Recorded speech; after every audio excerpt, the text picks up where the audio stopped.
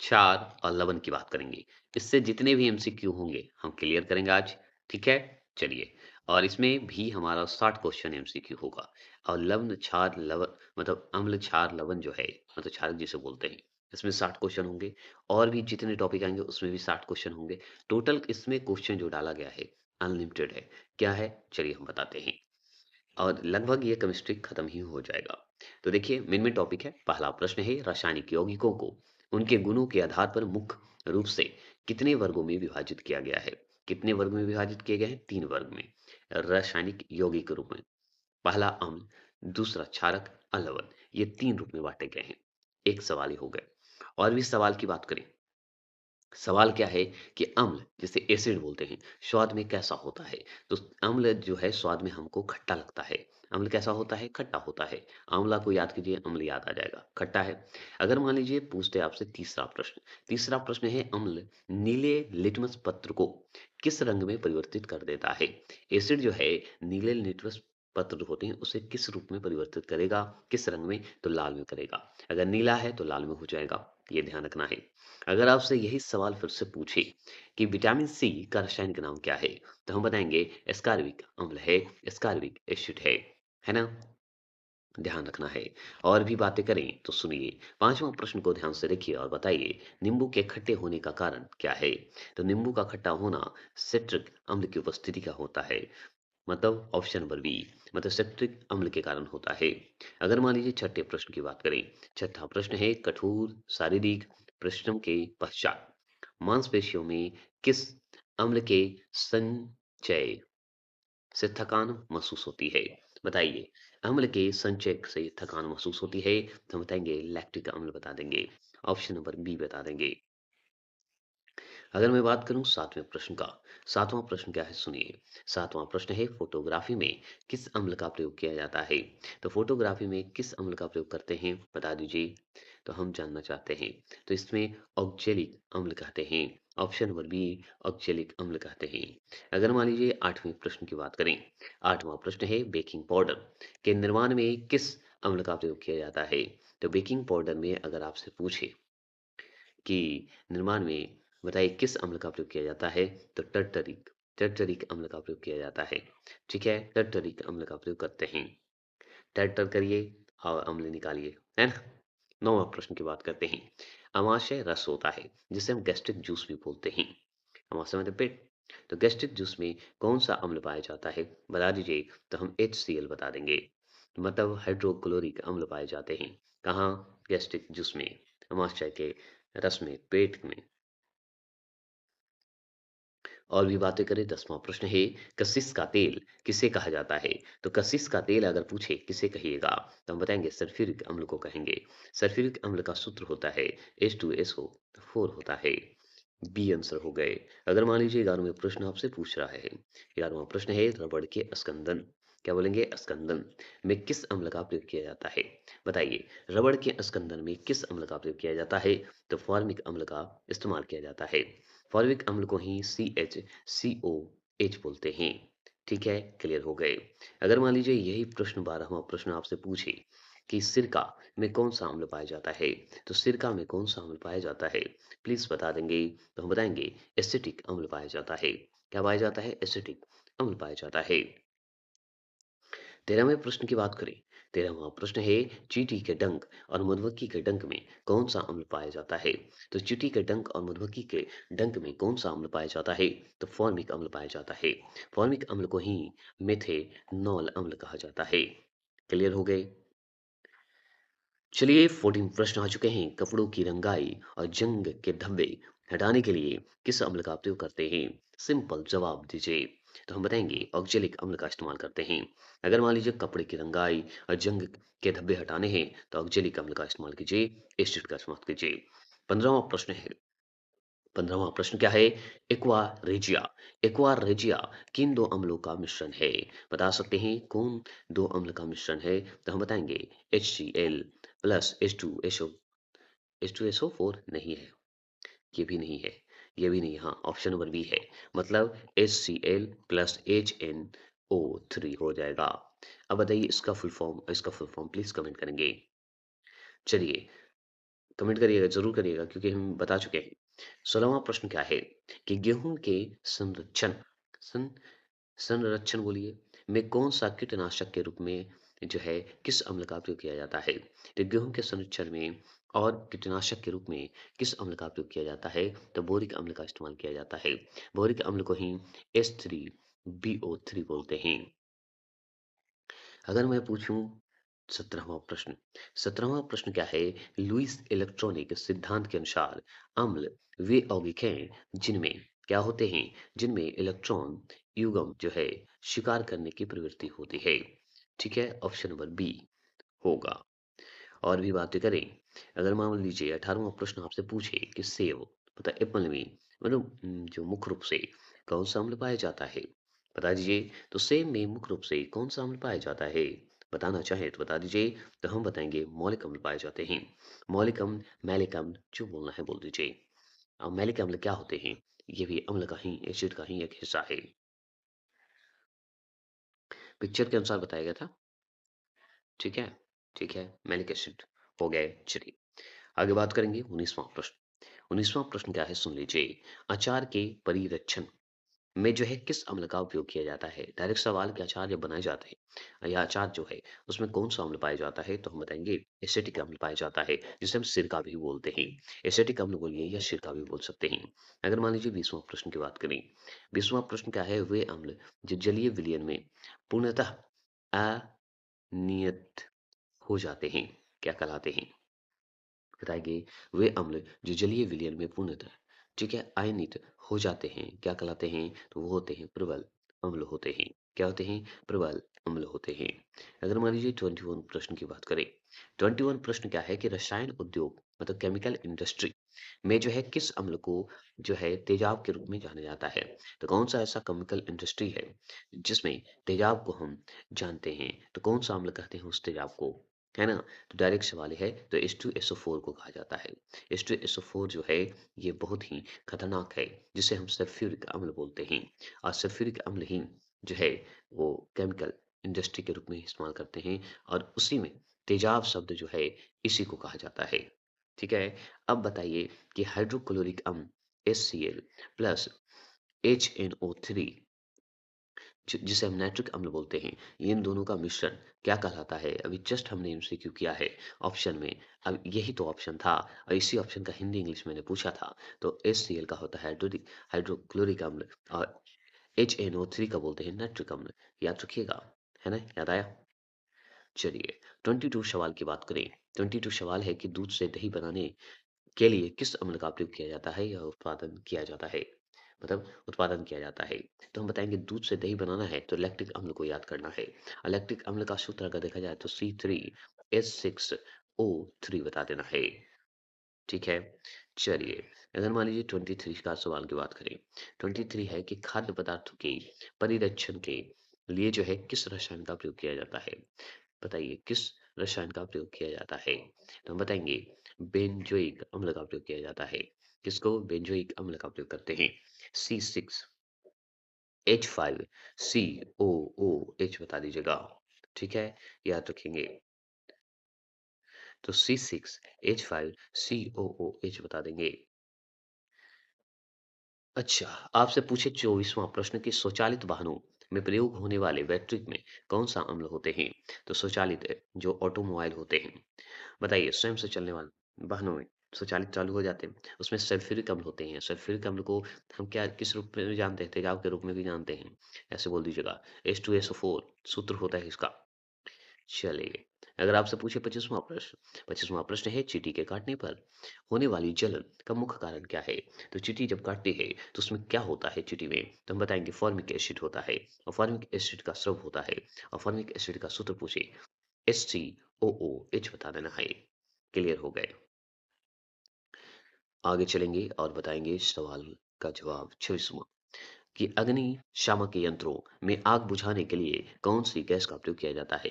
तो बताइए किसका प्रयोग करते हैं? तो कार्बन डाइऑक्साइड का करते हैं, CO2 का इस्तेमाल करते हैं, जिससे कि अग्निशामक के रूप में, यंत्र के रूप में कार्बन डाइऑक्साइड का इस्तेमाल करेंगे, तभी तो कोई भी चीज़ आग बुझाने में आसानी होगी। चलिए आगे बात करेंगे 27 सवाल है स्टेनलेस स्टेनलेस स्टील के जो है अम्लों उपचार कहिए, अम्लों उपचार कह दीजिए। तो अम्लों उपचार मतलब केमिकल जो भी होते हैं, केमिकल पैसिवेशन बोल दीजिए या पैसिवेशन बोल सकते हैं। में जो है किस अम्ल का प्रयोग होता है या किस अम्ल का उपयोग होता है? तो हम बताएँगे नाइट्रिक अम्ल का इस्तेमाल करते हैं और नाइट्रिक अम्ल का सूत्र तो हम जान गए HNO3 होते हैं, ठीक है? और भी बातें करें 28 सवाल की बात करें, 28 सवाल है कि घरों में प्रयोग होने वाला सिरका, ठीक है, किसके किण्वन से बनता है? मतलब फर्मेनेशन से बनता है। बता दीजिए तो स्टार्च के किण्वन से बनेगा, स्टार्च के फर्मेनेशन से बनेगा। कैसा लग रहा है ये वीडियो अवश्य बताएंगे। अगर मैं मान लीजिए बात कर लूँ 29 सवाल का कि कोका कोला का स्वाद जो है किस अम्ल की उपस्थिति के कारण खट्टा होता है। तो कोको कोला जो है जो हम लोग पीते हैं उसका स्वाद जो है उसमें अम्लीय एसिड होता है, लेकिन कौन सा एसिड होता है ये आपको बताना है। तो उसमें फॉस्फोरिक अम्ल होते हैं। क्या होते हैं? फॉस्फोरिक अम्ल होते हैं। इसका सूत्र पूछते तो H3PO4 बता देना है, ठीक है? H3PO4 इसका सूत्र है जिसका नाम है फास्फोरिक अम्ल। इसका इस्तेमाल कोको कोला में करते हैं। अब अम्लराज की बात करें, अम्लराज बोलिए चाहे एक्वा बोलिए, दोनों का नाम एक ही है। अब बताइए किन दो अम्लों के मिश्रण से बना है? तो ये तो पढ़ चुके थे। क्या पढ़े थे? HCl plus HNO3। HCl को क्या बोला जाता है बता दीजिए? HCl को हम बोलते हैं हाइड्रोक्लोरिक अम्ल और एन HNO3 को बोलते हैं नाइट्रिक अम्ल। तो इन दोनों के मिश्रण से ही तो बना है अम्लराज या एक्वा रेजिया कह दीजिए। और 1:3 का रेशियो होता है, मतलब 1:3 का रेशियो होता है। दोनों का होता है। चलिए, देखिए सवाल को हर ढंग से पूछ रहा हूँ। एक-एक सवाल को मैंने नोटिस किया है और सारे सवाल का जवाब मैं दे रहा हूँ। नेक्स्ट टॉपिक जो आ रहा है ज्योग्राफी का महामैराथन आ रहा है जो कि MCQ आ रहा है। उसके बाद पॉलिटी का आएगा। अगर मान लीजिए 31 सवाल की बात करें कि वायु में किन गैसों के अधिक अधिक जो सांद्रण होते हैं के कारण अम्ल वर्षा होती है। क्या होती है? अम्ल वर्षा होती है। तो बताएंगे सल्फर डाइऑक्साइड और नाइट्रोजन डाइऑक्साइड का होता है। सल्फर डाइऑक्साइड का सूत्र होता है SO2। नाइट्रोजन का होता है नाइट्रोजन का होता है NO2 होता है। ठीक है, तो ऑप्शन नंबर बी होगा। अगर मान लीजिए पूछते 32 सवाल 32 सवाल यह है कि शुद्ध जल में उपस्थित हाइड्रोजन आयन मतलब H प्लस प्लस बोल दीजिए, ठीक है, कि सांद्रण का मान कितना होता है? ये जो है ना यहाँ पे दिया हुआ है, यहाँ पे ऊपर नहीं लिख पाया इसलिए H प्लस होंगे, ऐसे है याद रखिएगा। तो ये हाइड्रो आयन का सांद्रण का जो है सांकेतिक रूप है।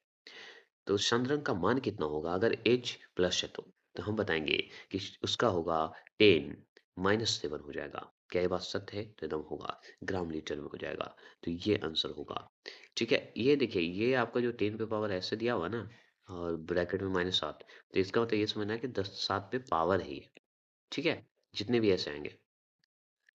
चलिए, अगर मान लीजिए पूछते आपसे 33वां प्रश्न कि एसिटिल सैलिसिलिक अम्ल, सुन रहे हैं? ध्यान से सुनिए। एसिटिल एसिटिल सैलिसिलिक अम्ल जिसका सूत्र हम बोलते हैं C9H8O4 बोलते हैं, को सामान्यतः किस नाम से जाना जाता है? तो हम बताएंगे एस्पिरिन के नाम से जानते हैं। किस नाम से जानते हैं? एस्पिरिन के नाम से जानते हैं। चलिए, 34वां प्रश्न की बात करें। 34वां प्रश्न है एस्पिरिन का प्रयोग जो है मुख्य रूप से किन व्य जो व्याधियों के उपचार में किया जाता है? मतलब बताइए व्याधियों के उपचार में किया जाता है, तो हम बताएँगे दर्द निवारण, ज्वार और जलन में किया जाता है। पेन हो गया तो, फीवर हो गया तो इसमें इस्तेमाल करते हैं एस्पिरिन का या एसिपिरिन एक ही है। चलिए वो तो ऐसे बकवास कर देता हूँ। अब प्याज की बात करें तो और पढ़े नहीं तो मजा कैसे आएगा? प्याज और वनीला का प्रयोग जो है किस रूप में या किस प्रकार के सूचकों के रूप में किया जाता है, तो गंधक सूचक के रूप में करते हैं, ये बात को ध्यान रखना है। तो प्याज और वनीला का प्रयोग जो है किस प्रकार के सूचक के रूप में किया जाता है, तो गंधक सूचक के रूप में किया जाता है, ये बात को ध्यान रखना है। और भी बातें करें तो सोचते हैं। और भी बातें क्या है कि विटामिन B3 का रासायनिक घटक जो है निम्नलिखित में से कौन सा है, तो हम बताएंगे नियासिन और निकोटीन अम्ल के रूप में होता है, ये भी बात ध्यान रखना होगा। अगर मान लीजिए 37 सवाल की बात करें, सिरका में कितने प्रतिशत एसिटिक एसिड पाया जाता है, CH3 COOH पाया जाता है, तो हम बताएंगे 5 से 8% पाए जाते हैं। कितने? 5% से 8% पाए जाते हैं। 38 सवाल की बात करें, जीवाश्म ईंधन के जलने पर मुक्त होने वाले कार्बन, नाइट्रोजन और सल्फर के ऑक्साइड क्या कहलाते हैं, बता दीजिए? तो अम्लीय ऑक्साइड कहलाते हैं। क्या कहलाते हैं? अम्लीय ऑक्साइड कहलाते हैं। तो जीवाश्म ईंधन में जो है जलन का मुक्त होने पर या होने वाले कार्बन, नाइट्रोजन और सल्फर के ऑक्साइड क्या कहलाएंगे? अम्लीय ऑक्साइड कहलाएंगे। और भी बातें करें। 39 सवाल क्या है? वह कौन सा तत्व है जो सभी अम्ल में अनिवार्य रूप से उपस्थित होता है? तो H2 होता है, मतलब हाइड्रोजन होता है। ये भी सवाल आपका क्लियर हो गया।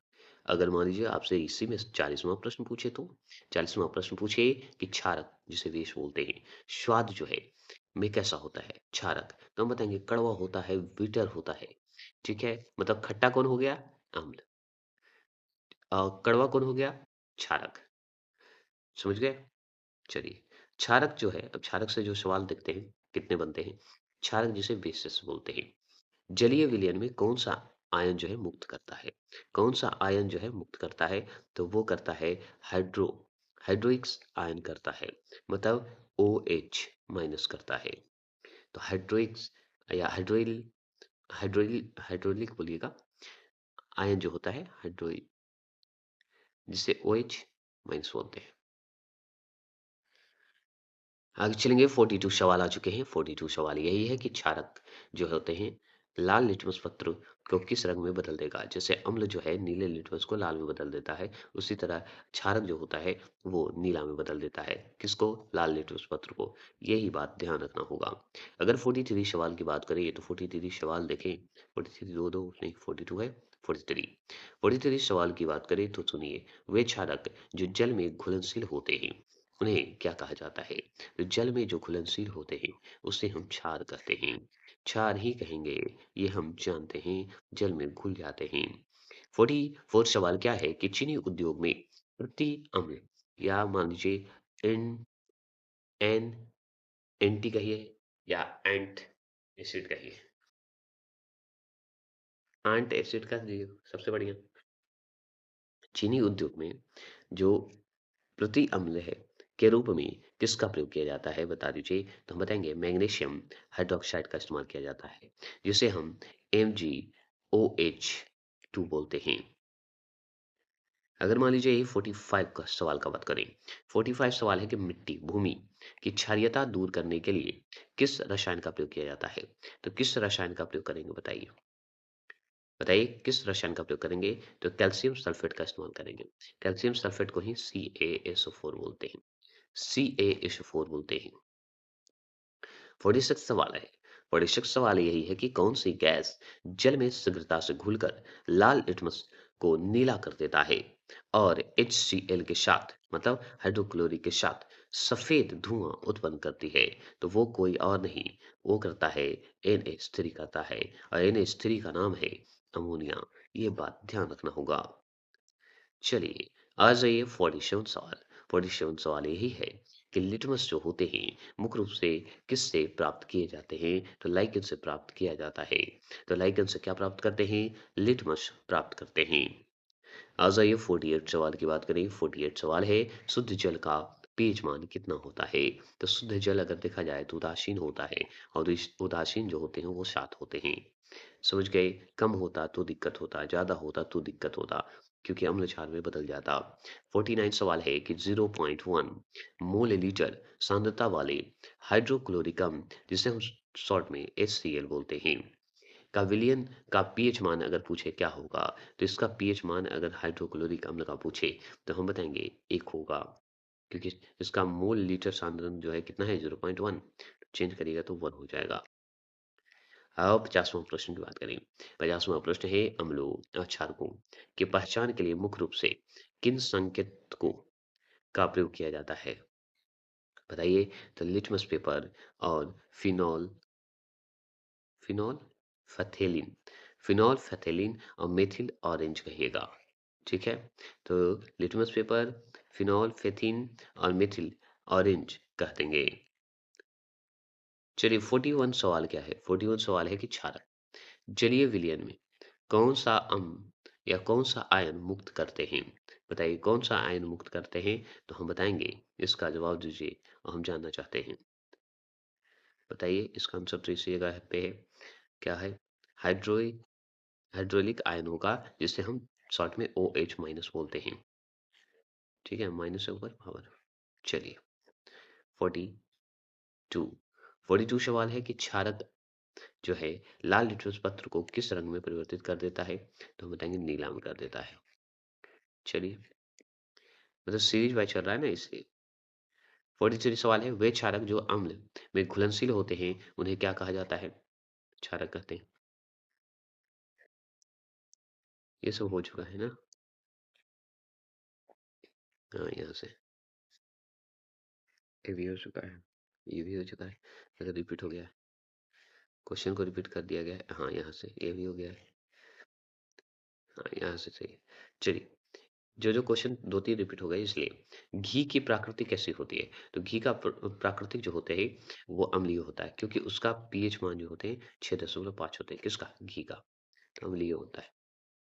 चलिए, अगर मान लीजिए पूछते 52, अम्लीय विलयन जिसका पीएच मान होता है, तो अम्लीय का क्या होगा? 7 से कम होगा कि ज़्यादा होगा? तो हम जानते हैं 7 से कम होगा, क्योंकि 7 से कम होना, ठीक है? 7 से कम है तो अम्लीय है, 7 से ज़्यादा है मतलब अधिक है तो क्षारक है, ठीक है? अगर मान लीजिए 7 के बराबर है तो उदासीन है ना? चलिए, अब बताइए 53 सवाल है कि पीएच पैमाना, पीएच स्केल क्या प्रदर्शित करता है? तो वो किसी घोल को अम्लीयता और क्षारीयता का मूल्यांकन है। ठीक है, ये भी हो गया। 54 पीएच मान किसके द्वारा मापा जाता है? तो सोरेन सेन स्केल द्वारा मापा जाता है। किसके द्वारा? सोरेन सेन स्केल द्वारा मापा जाता है। 55 जब पीएच मान 7 से 14 की ओर बढ़ता है तो यह किसकी सांद्रता में वृद्धि दर्शाता है? बताइए। तो ये हाइड्रोलिक्स आयन के रूप में दर्शाता है, OH माइनस के रूप में दर्शाता है। चलिए 56 सवाल, मानव रक्त ह्यूमन ब्लड का पीएच मान जो है कितना होता है? तो 7.4 होता है। ठीक है, 7.4 होता है, मतलब ये क्षारक होता है, क्योंकि 7 से कम होता है तो अम्लीय मानते हैं। चलिए, ये भी क्लियर होगा। नींबू का पीएच मान बताइए, लगभग कितना होता है नींबू का? तो 2.2 होता है। 2.2 है मतलब ये अम्लीय है, एसिड है, क्योंकि 7 से कम है ना। चलिए 58 सवाल आ चुके हैं कि अम्ल एवं क्षारक की पारस्परिक अभिक्रिया मतलब उदासीनीकरण मतलब 7 के बराबर से प्राप्त आयनिक यौगिक क्या कहलाता है? तो ये क्या कहलाएगा? लवण कहलाएगा। मान लीजिए लवण कैसे कहलाएगा कि अम्ल और क्षारक की पारस्परिक अभिक्रिया हो रही है, ठीक है? और उससे प्राप्त आयनिक यौगिक अगर पूछे, देखिए उदासीकरण की इससे प्राप्त हो रही है, उदासीकरण से भी अगर प्राप्त होगा तो लवण ही होगा, साल्ट ही होगा, है ना? ध्यान रखना है, दोनों का मिक्सअप है ना लवण, तो उदासीन के रूप में समझिए। अगर मान लीजिए पूछते हैं कि नीला थोथा जो होता है का रासायनिक नाम क्या है? तो नीला थोथा का कॉपर सल्फेट है, कॉपर सल्फेट है, ठीक है? कॉपर कॉपर सल्फेट होगा। नीला थोथा का रासायनिक नाम कॉपर सल्फेट है। ये बात हो गई। 60वां प्रश्न देखिए। 60वां प्रश्न है कि टूटा हुआ हड्डियों मतलब जो टूट जाते हैं, उस हड्डी को जोड़ने के लिए किस क्षारक का जो है प्रयोग किया जाता है? तो अगर मान लीजिए हड्डी टूट गई, उसे जोड़ना है, तो प्लास्टर ऑफ पेरिस कहते हैं उसे, ठीक है? और इसमें क्षारक होते हैं। तो याद रखना है कि कैल्शियम सल्फेट हेमीहाइड्रेट को हम कहते हैं, क्या कहते हैं? प्लास्टर ऑफ पेरिस कहते हैं। इसके कारण क्या होता है? हड्डी को जोड़ा जाता है, जो हड्डी टूट जाते हैं। तो आपसे पूछेगा तो क्या बताइएगा? कैल्शियम सल्फेट हेमीहाइड्रेट, और दूसरे रूप में प्लास्टर ऑफ पेरिस कहते हैं। अगर मान लीजिए 61वां प्रश्न पूछे, मिट्टी, मृदा, तो मिट्टी में सर्वाधिक अम्ल मुक्त करने वाला तत्व कौन सा है? तो बताइए कौन सा होगा? तो मृदा में सर्वाधिक अम्ल मुक्त करने वाला तत्व कौन सा है? तो वो है अमोनिया, अमोनियम सल्फेट है।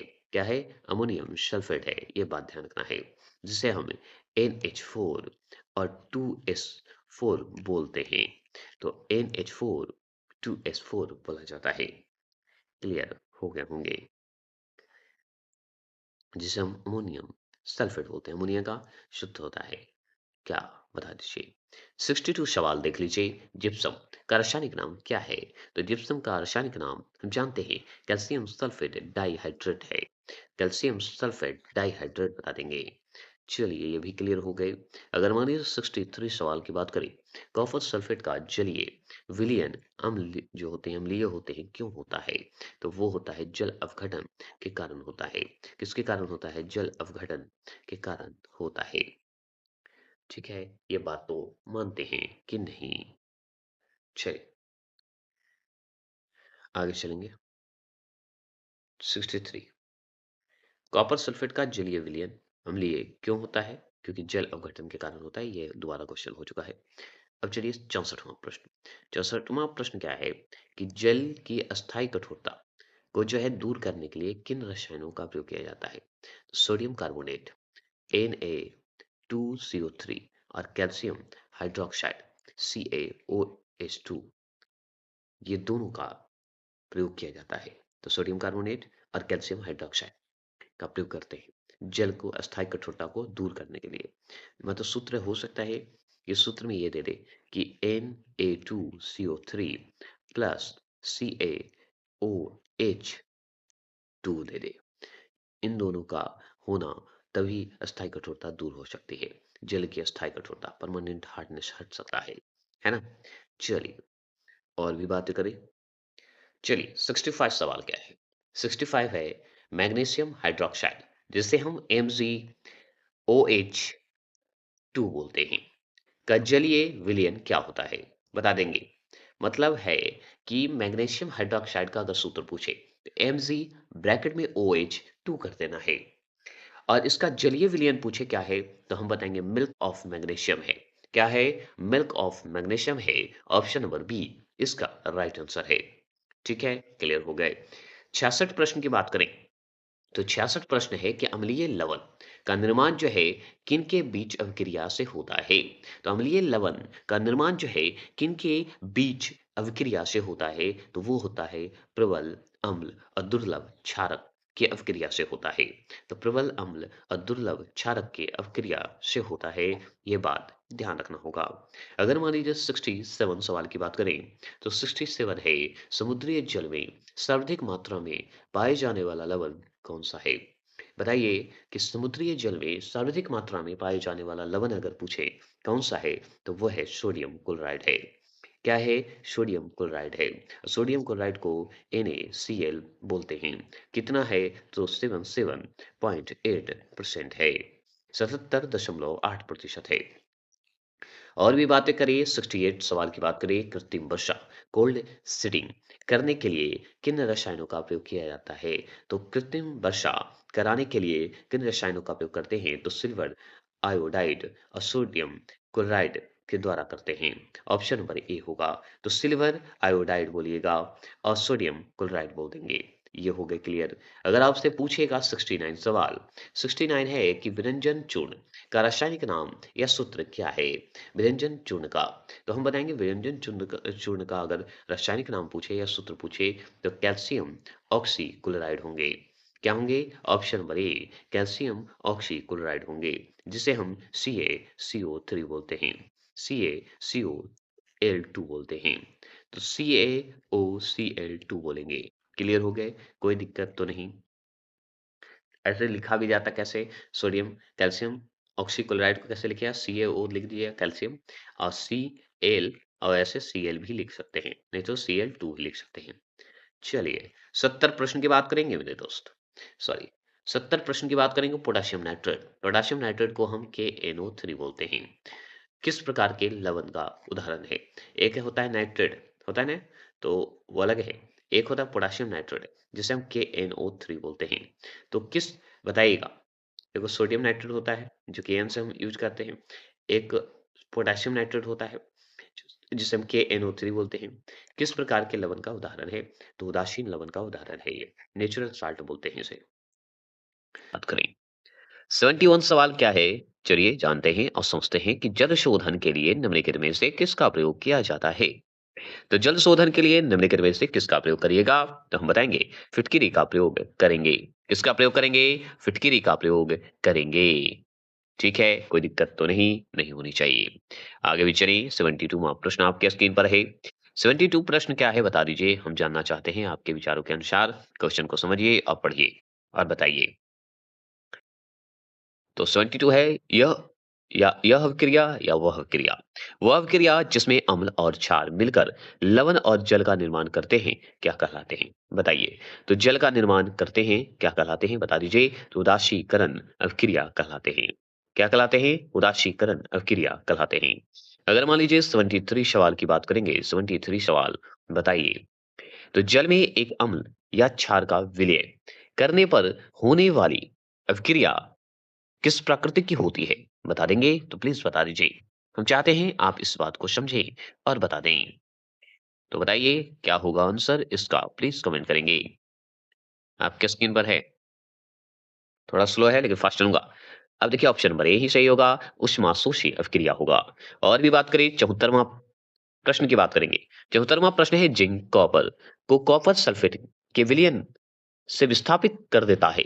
इसका कारण क्या है? बताइए। जिंक हो या कॉपर, कॉपर को कॉपर सल्फेट से विलयन से विस्थापित कर देता है, विलयन हो जाता है, मिल जाता है, ये बताइए। तो इसका कारण क्या है पता है? कारण यही है कि ऑप्शन नंबर बी जो लगाएंगे वो सही कारण है। कारण क्या है? जिंक कॉपर की तुलना में अधिक अभिक्रियाशील होता है। क्या होता है? अभिक्रियाशील होता है। ये बात तो मानते हैं कि नहीं मानते? मानना तो पड़ेगा ही क्योंकि यही आंसर सही है।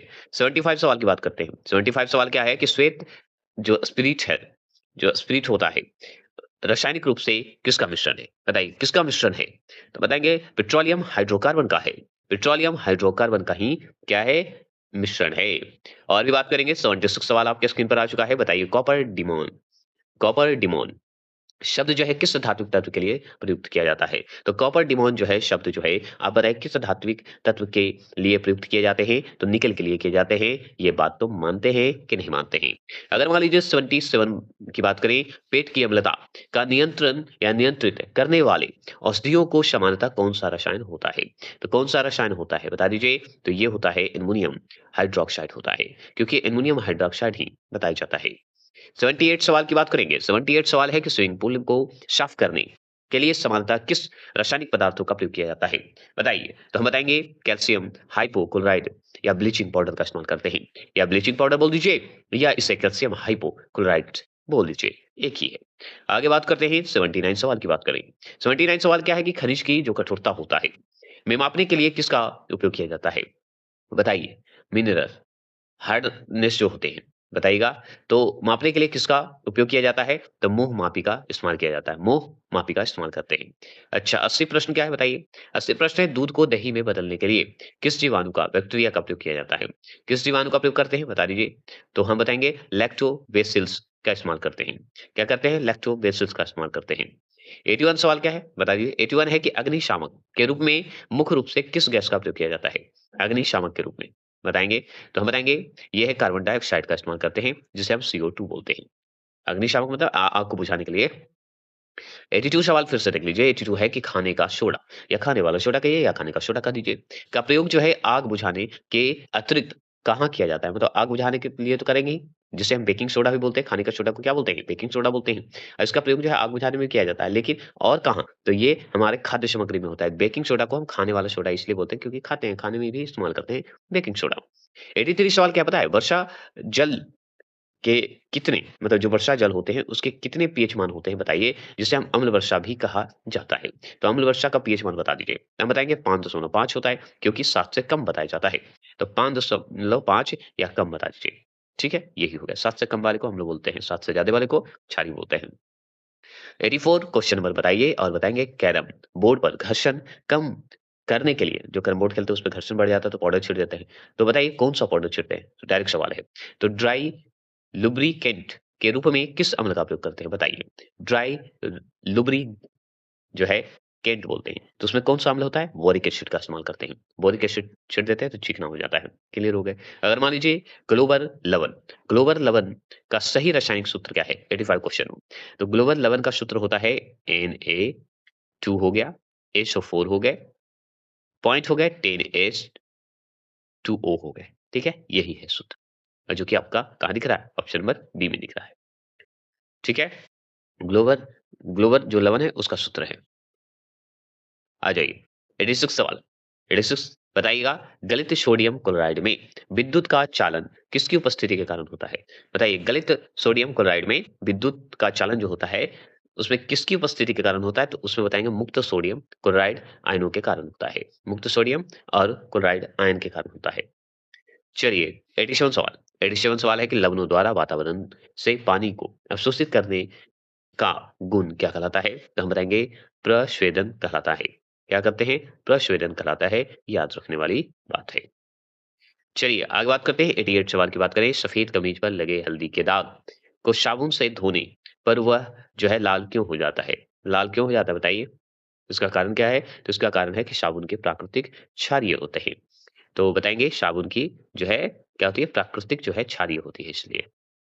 चलिए 89 सवाल 89 क्या है कि मांसपेशियों में ऑक्सीजन की कमी होने पर पाइरूवेट क्या बताएंगे पाइरूवेट अम्ल या पाइरूवेटिक अम्ल भी बोलते हैं किसमें परिवर्तित हो जाता है जिससे खिंचाव आता है किससे खिंचाव आता है लैक्टिक अम्ल से खिंचाव आता है ठीक है लैक्टिक अम्ल से खिंचाव आता है अगर मान लीजिए 90 प्रश्न की बात करें 90 प्रश्न है कि आयोडीन कृत नमक वास्तव में किन पदार्थों का मिश्रण है किन पदार्थों का मिश्रण है बता दीजिए बताएँगे तो हम बताएँगे पोटेशियम आयोडाइड क्या बताइएगा? पोटेशियम आयोडाइड असाधारण नमक का मिश्रण है।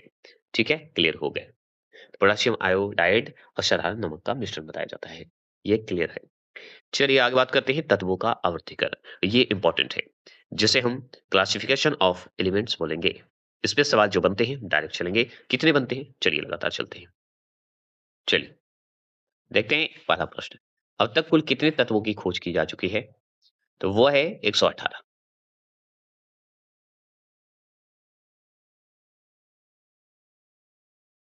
सर्वप्रथम किस वैज्ञानिक ने तत्वों को धातु एवं अधातु के रूप में वर्गीकृत किया जाता है या किया गया था बताइए तो हम बताएंगे जॉन जैकब वर्जीलिश बता देंगे जॉन जैकब वर्जीलिश बताएंगे जो कि 1779 मतलब 1789 से लेके 1884 बता देना है ठीक है मतलब 1779 1884 ईस्वी तक रहा था समय का जिस समय ये धातु अधातु के रूप में बांटा गया था और वो वैज्ञानिक कौन था? जॉन जैकब वर्जीलिश बता दें।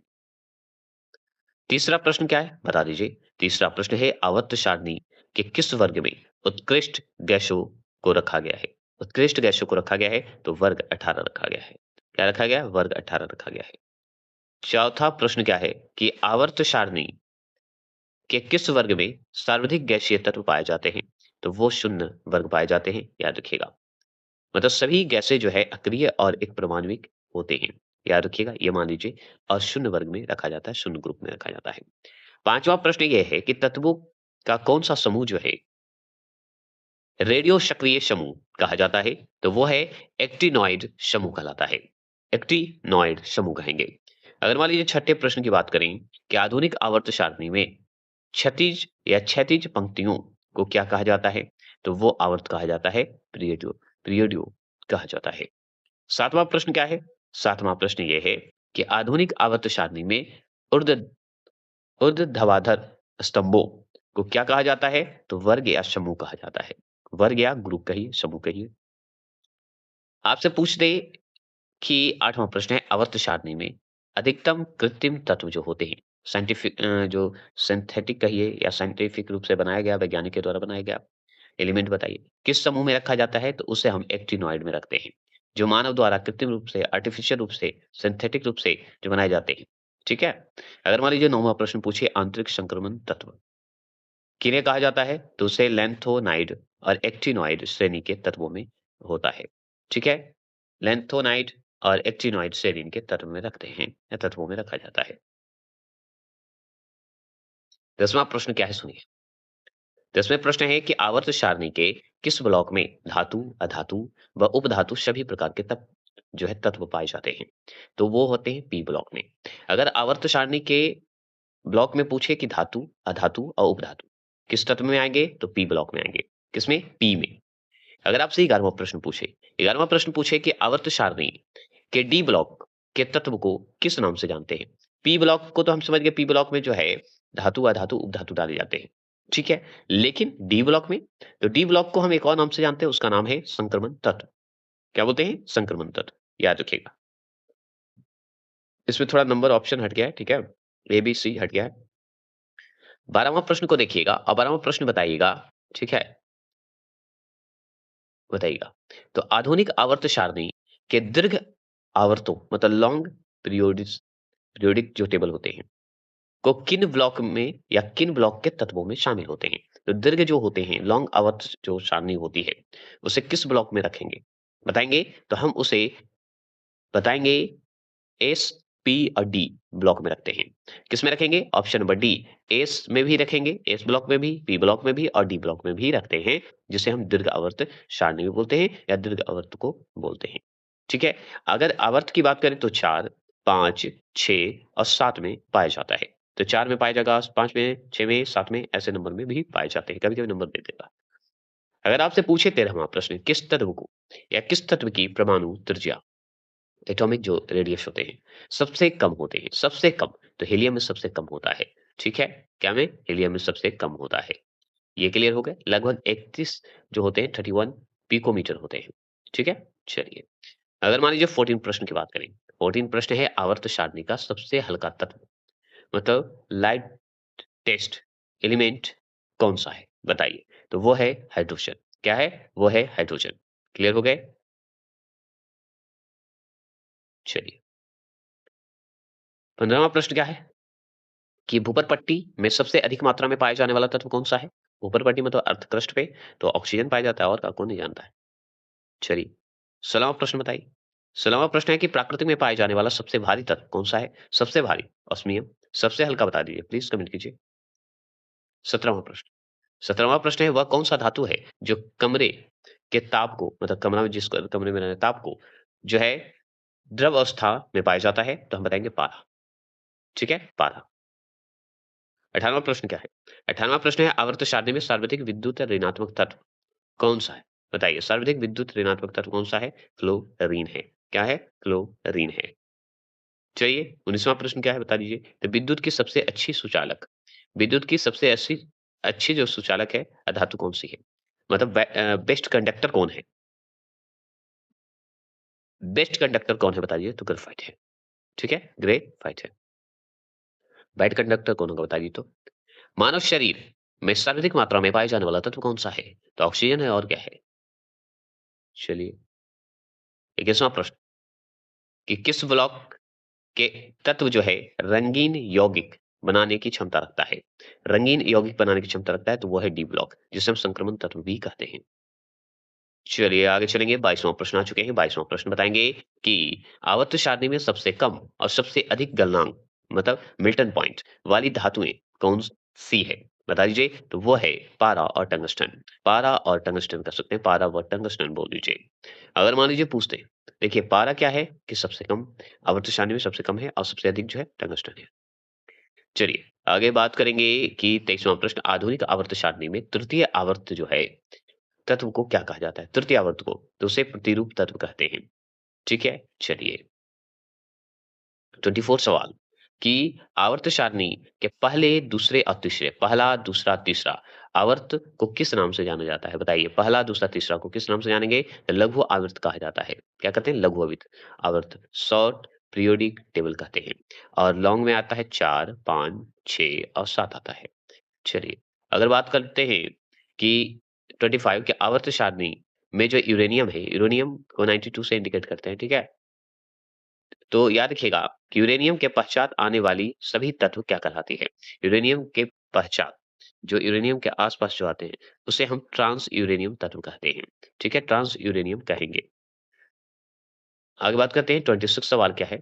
26 है कि सेतु तत्व जो ब्रिज एलिमेंट होते हैं, जो सेतु जोड़ते हैं एक-दूसरे को, किसे कहा जाता है? तो उसे तृतीय आवर्त के प्रथम से 7वें समूह के तत्व को कहते हैं। मतलब तृतीय में जाइए, उसमें प्रथम जाइए और प्रथम में 7वें समूह, 7वें ग्रुप में जाइए तब यही 7वां ग्रुप इसे जोड़ने का काम करते हैं, इसे सेतु कहा जाता है। 27 सवाल 27 सवाल है कि आधुनिक आवर्त सारणी में प्रथम धातु तत्व फर्स्ट मेटेलिक जो एलिमेंट होते हैं, कौन-सा होता है? तो वो लिथियम है। फर्स्ट लिथियम ही है, Li पढ़े होंगे, देख रहे होंगे, आवर्त सारणी का जो टेबल है। अगर मान लीजिए उच्चतम इलेक्ट्रॉन बंधुता वाला हाइड्रोजन तत्व कौन-सा है? बताइए हाइड्रोजन तत्व कौन-सा है? तो क्लोरीन है, Cl है, कौन नहीं जानता है? चलिए आगे चले 29 सवाल। 29 सवाल क्या है सुनिए, आवर्त सारणी के किस समूह के तत्व का वाह कोश मतलब आउटर शेल पूर्ण होता है? तो वो होता है 18वें समूह। उत्कृष्ट गैस जिसे बोलते हैं। अगर मान लीजिए पूछे 30वां प्रश्न पूछे कि न्यूजीलैंड के अष्टनियमक नियम जो होते हैं अष्टनियामक बोल दिया अष्टनियम का पालन करने वाला अंतिम तत्व कौन सा अंतिम तत्व कौन सा है? तो वह है कैल्शियम Ca। ठीक है, अंतिम तत्व है। अगर आपसे यही 31वां प्रश्न पूछते कि किसी उदासीन परमाणु की ऋणात्मक आयनों में परिवर्तित करने के लिए उसमें इलेक्ट्रॉन जोड़ने पर जो ऊर्जा मुक्त होती है, उसे क्या कहते हैं? प्लीज़ बता दीजिए। ये ऑप्शन आपके सामने है, तो उसे इलेक्ट्रॉनिक बंधुता कहते हैं क्योंकि यही तो जोड़ने का काम करती है। 32वां प्रश्न बताएँगे कि सामान्यतः इलेक्ट्रॉन जो बंधुता होते हैं, किन तत्वों की अधिक होती है? मतलब इनमें किन तत्वों का अधिकता होता है? तो हम बताएँगे अधात्विक अधात्विक तत्वों की जो है अधिक होता है। क्लियर हो गया? चलो 33वां प्रश्न क्या है? किसी उदासीन परमाणु में या परमाणु से एक इलेक्ट्रॉन निकालने के लिए आवश्यक ऊर्जा की मात्रा क्या कहलाती है? तो आयनन विभव कहलाती है। क्या कहलाती है? आयनन विभव कहलाता है। 34 सवाल क्या है कि आधुनिक आवर्त सारणी में किस तत्व का आयनन विभव जो है सर्वाधिक होता है? तो वो हीलियम होता है। क्या होता है हीलियम? 2372.1 किलो जूल मोल होता है। 35 सवाल क्या है कि साक्षा क्या बोलते हैं? साक्षा किए गए इलेक्ट्रॉन युग्म को अपनी ओर आकर्षित करने के लिए, ठीक है, की प्रवृत्ति जो होती है, परमाणु की क्या कहलाती है? प्रवृत्ति क्या कहलाती है? तो विद्युत ऋणात्मकता कहलाती है। विद्युत ऋणात्मकता कहलाती है। 36 सवाल क्या है कि आवर्त सारणी में सबसे कम विद्युत ऋणात्मक जो वाला तत्व है, कौन-सा है? बताइए। विद्युत ऋणात्मकता वाला तत्व कौन-सा है? तो फ्रांसियम है। फ्रांसियम है, Fr0979 है।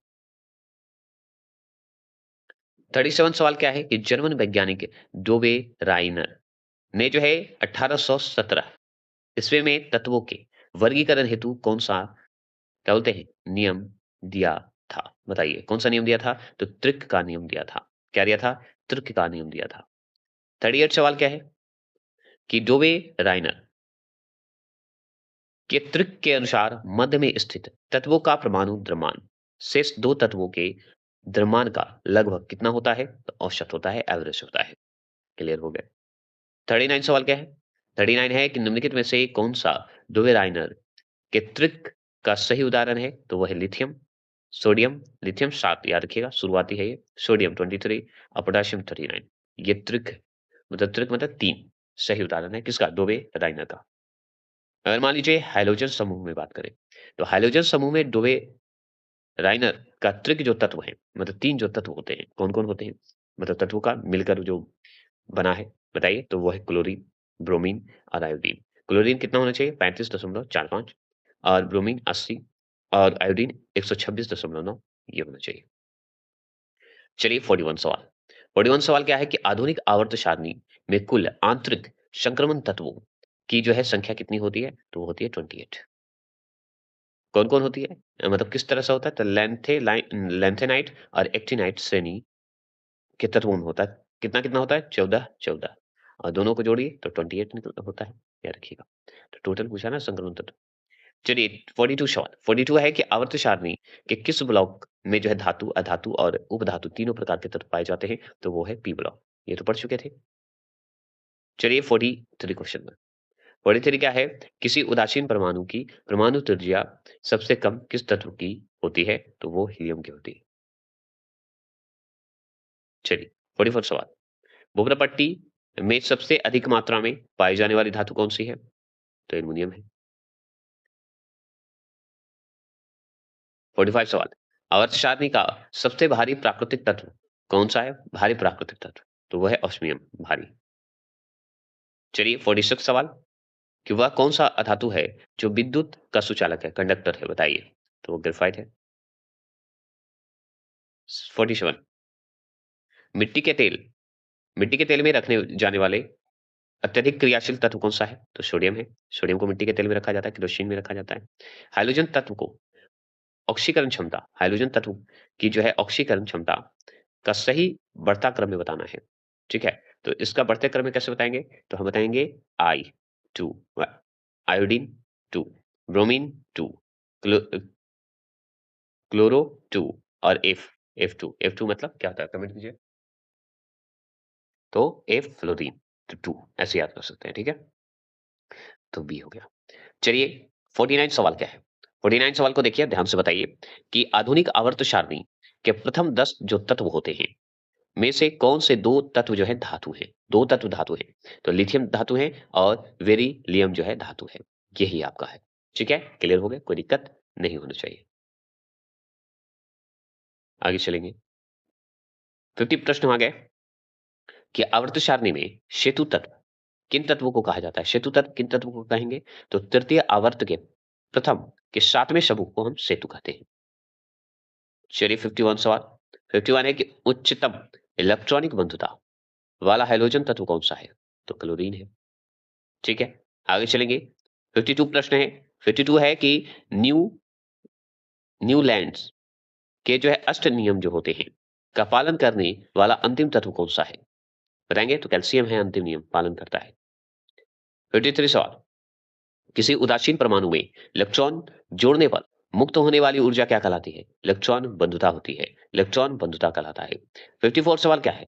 54 है आधुनिक आवर्त सारणी में सर्वाधिक आयनन विभव वाला तत्व कौन सा है? तो हीलियम है। आयनन विभव वाला याद रखिएगा। आगे चलेंगे। 55 प्रश्न है। 55 है कि आवर्त सारणी में बाएं से दाएं जाने पर विद्युत ऋणात्मक पर क्या प्रभाव पड़ता है? बताइए ऋणात्मक पर क्या प्रभाव पड़ेगा? तो इसमें जो है वृद्धि हो जाएगा। इसमें वृद्धि होती है। चलिए आगे चलेंगे। 56 सवाल आ चुके हैं कि आवर्त सारणी में सबसे कम विद्युत ऋणात्मक तत्व कौन सा है? तो हम बताएंगे फ्रांसियम है। Fr है, सबसे कम है विद्युत ऋणात्मक तत्व। अगर मान लीजिए 57 सवाल करें तो जर्मन जो वैज्ञानिक है डोवे राइनर ने तत्वों के वर्गीकरण हेतु जो त्रिक का नियम है वो दिया था। अब प्रस्तुत जो किया था कब किया था यही सवाल है। तो 1817 में प्रस्तुत किया था। चलिए 58 सवाल है, 2 सवाल और है। निम्नलिखित में से कौन-सा डुवे राइनर के त्रिक का सही उदाहरण है? तो वो है lithium, sodium, potassium. Lithium 7, potassium 23 और सॉरी लिथियम 7, सोडियम 23 और पोटेशियम 39 है, याद रखना है। अगर मान लीजिए यही सवाल आपके 59 सवाल पूछते कि आवर्त में जो है बाएँ से दाएँ जाने पर परमाणु के धात्विक गुण जो होते हैं, धात्विक गुण में क्या परिवर्तन होता है? या परिवर्तन होते हैं तो धात्विक गुण कम होते हैं। क्या होते हैं? धात्विक गुण कम होते हैं। चलिए 60वें प्रश्न की बात करें। 60वां प्रश्न है कि आधुनिक आवर्त नियम के अनुसार तत्वों के भौतिक और रासायनिक गुण उनके किस आधार पर आवर्ती फलन होता है? आवृत्ति फलन होते हैं तो ये होते हैं परमाणु क्रमांक के होते हैं, एटॉमिक नंबर होते हैं। क्लियर हो गए? तो ये हो गए हमारे 60 में और टोटल खत्म हो गए आज केमिस्ट्री। तो जैसा लगे कैसा लगे बता दीजिएगा। वेट करता हूँ, वॉच करता हूँ और देखते रहिए। नेक्स्ट टॉपिक आ रहा है ज्योग्राफी का एमसीक्यू, वो भी महामैराथन। हो सकता है ज्योग्राफी का ना हो तो पॉलिटिकल का आएगा अवश्य। देखते रहेंगे, वेट करते रहेंगे और सब्सक्राइब और लाइक करते रहें क्योंकि आपका नन अकाडमी आपके सिवा किसी से कहीं नहीं जाता है। क्योंकि आप हैं तभी हम हैं।